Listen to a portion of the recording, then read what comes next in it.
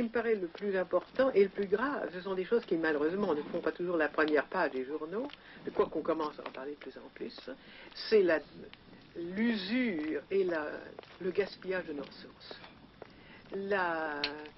l'appauvrissement du monde naturel. Le Maine est le dernier État du nord-est des États-Unis avant le Canada. Marguerite Yourcenar vit ici depuis 30 ans. J'ai même des visiteurs que je n'ai pas envie de recevoir, que je suis quelquefois forcé de fermer ma porte. Les gens qui arrivent pour me demander, par exemple, des conseils sur la littérature, sur la manière de parvenir en littérature. Alors je tâche d'éviter ces gens-là. Et puis j'ai aussi, bien entendu, des amis.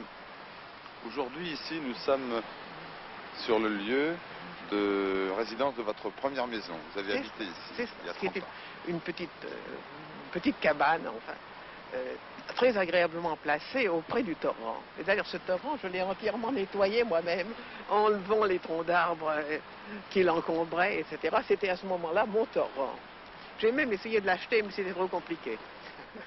Une île pour la solitude, entre le ciel et la mer, mais rattachée aujourd'hui, et depuis peu, à la terre par un pont minuscule.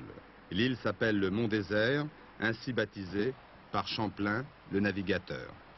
Et alors je vous disais que cette prairie que nous avons en face à droite était la prairie des Jésuites, où un groupe de jeunes Jésuites français avait débarqué en, si je ne me trompe, 1613, et on les envoyait évangéliser le Canada.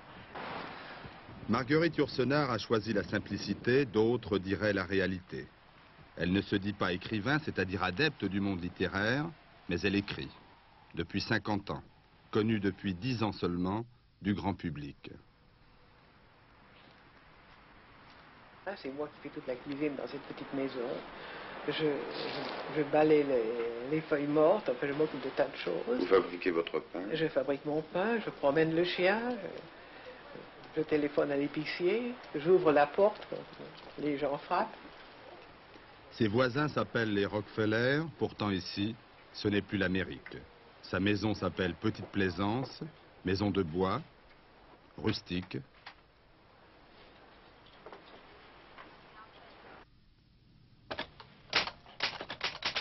Je suis étonné qu'en France que vous ayez une maison aussi modeste ici aux États-Unis. Qu'est-ce qu'ils veulent, que j'ai un palais?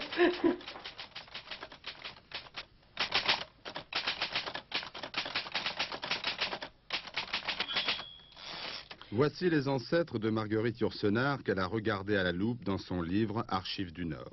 Ancêtres paternels, famille flamande, les Clenverques de Crayencourt, qui ont traversé 3 siècles avant d'arriver à elle. Nous sommes les descendants d'1 million de personnes, dit Marguerite Yourcenar. Il faut regarder les individus dans la perspective du monde et non pas par rapport à soi, dit-elle encore. Vous écrivez en regardant dans les siècles passés, mais vous êtes un personnage du temps présent. Vous êtes au hit parade, c'est une expression qui peut vous heurter. Non, pas du tout. Après tout, on écrit pour être lu.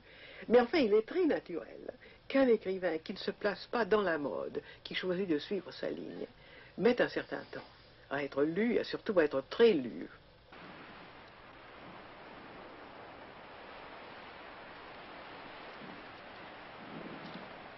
La solitude, elle existe toujours quand on passe. C'est-à-dire les êtres, même les plus attachés les uns aux autres, sont solitaires ou le seront.